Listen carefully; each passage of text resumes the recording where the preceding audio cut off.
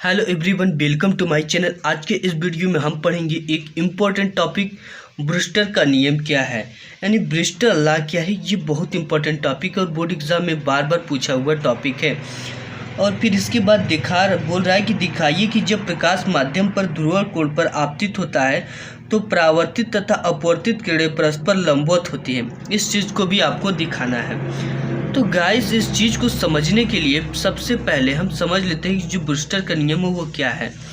इसके बाद इसके डिटेल्स को हम समझेंगे। पारदर्शी माध्यम के अपवर्तनांक तथा ध्रुव कोण में संबंध IP को ब्रूस्टर का नियम कहते हैं। अब इसका सूत्र होता है N बराबर होता है 10IP। इस संबंध को ही हम ब्रूस्टर का नियम कहते हैं। तो गाइस देखिए, समझने के लिए हमको करना क्या पड़ेगा कि ये एक पृष्ठ लेना पड़ेगा। इस पृष्ठ का नाम X और Y रख देते हैं, ठीक है गाइस। और ये जो पृष्ठ है X और Y, ये कौन सा पृष्ठ है? X और Y आपका कांच का पृष्ठ है। अब कांच के पृष्ठ पर हम एक प्रकाश की किरण डालते हैं और ये प्रकाश की किरण आपतन, यानी कि ये जो किरण है, ठीक है, ये किरण आपतित किरण होती है।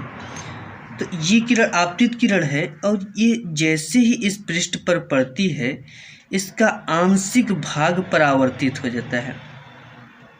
ये परावर्तित हो गया और कुछ भाग अपवर्तित हो जाता है। इस चीज़ को समझने के लिए पहले आपको इसकी विषय में जानना पड़ेगा। देखिए, ये जो हमने डाला है, ये आपकी आपतित किरण, ये एक विशेष आपतित किरण है। अब इस किरण को विशेष आपतित किरण का दर्जा क्यों दिया गया? इसलिए गाइस कि यह एक विशेष आपतन कोण के लिए जो परावर्तित किरण है, ठीक है।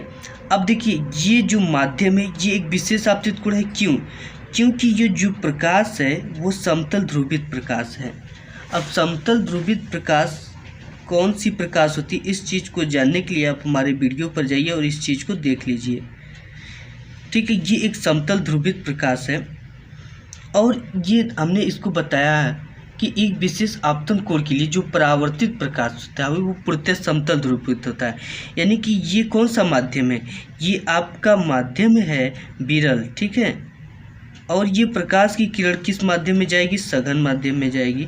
हमने पढ़ा है कि जब प्रकाश की किरण विरल से सघन में जाती है तो अभिलंब की ओर झुक जाती है। तो ये आपका अभिलंब है और इधर ये क्या हो जाएगी? झुक जाएगी। देखिए, हमने बताया कि एक विशेष आपतन कोण के लिए जो परावर्तित किरण है, ये आपकी कौन सी किरण है?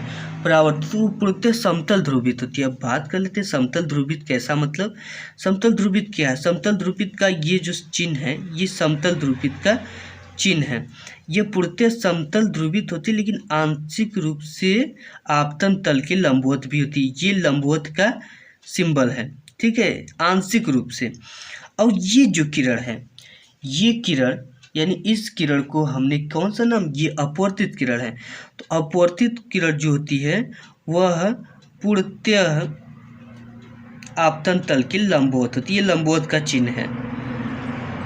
ये हो गया गाइस। अब देखिए, इसके बीच एक एंगल बनेगा, यानी कि आपतित किरण और अभिलंब के बीच बने कोण को ध्रुवण कोण IP कहते हैं।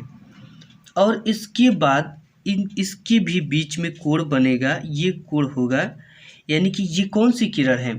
ये जो अंदर आपकी किरण है वो परावर्तित किरण है, ठीक है। ये आपकी ये QS, यानी अगर इसका नाम दे तो ये आपका P हो जाएगा और ये हो जाएगा आपका Q हो जाएगा, और ये इसका नाम दे R और ये हो जाएगा S, ठीक है गाइस।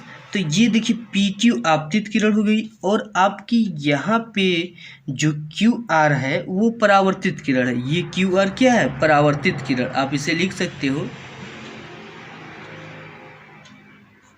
और ये कौन सी किरण? ये अपवर्तित किरण है।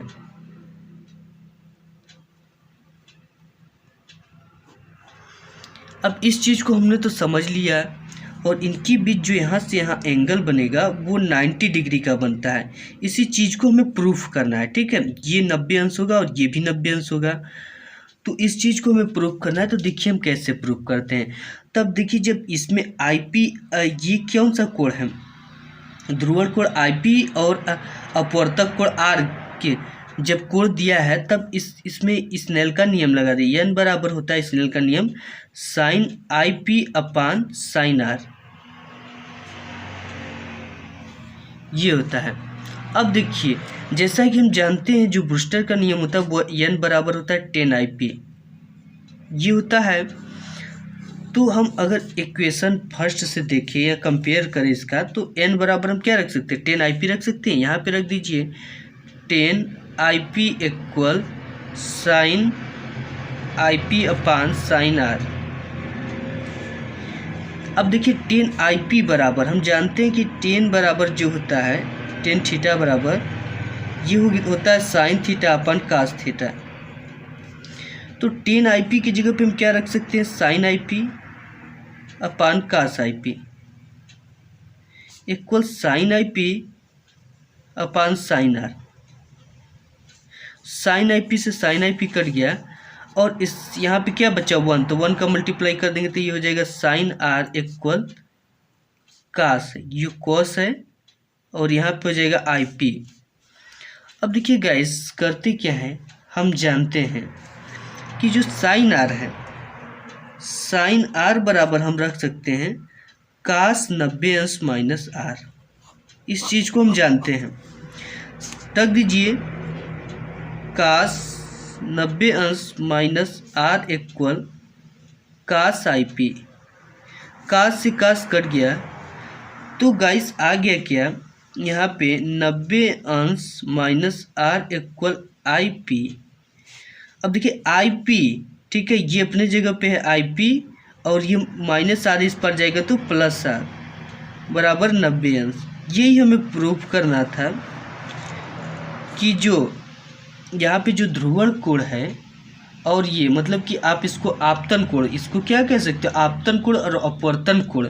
अपवर्तन कोण क्या है R, ये दोनों एक दूसरे के क्या हो, लंबवत हो। यहाँ पे देखिए दिया है कि परावर्तित तथा अपवर्तित किरणें परस्पर लंबवत हो, परावर्तित किरण तथा अपवर्तित किरणें परस्पर लंबवत हो। तो यहाँ पे ये कौन सी किरणें हैं, परावर्तित किरण और ये अपवर्तित किरण परस्पर क्या हो, लंबवत हो। यही हमें प्रूव करना था और हमने यहाँ पे प्रूव कर दिया। अगर वीडियो पसंद आया तो लाइक जरूर कर दीजिएगा, साथ ही चैनल पे नए हैं तो चैनल को सब्सक्राइब करके बेल आइकन के आल पे प्रेस कर लीजिएगा, जिससे आने वाले वीडियो के सभी नोटिफिकेशन आपको सबसे पहले मिल सके। मिलूंगा एक नए वीडियो में, तब तक के लिए धन्यवाद।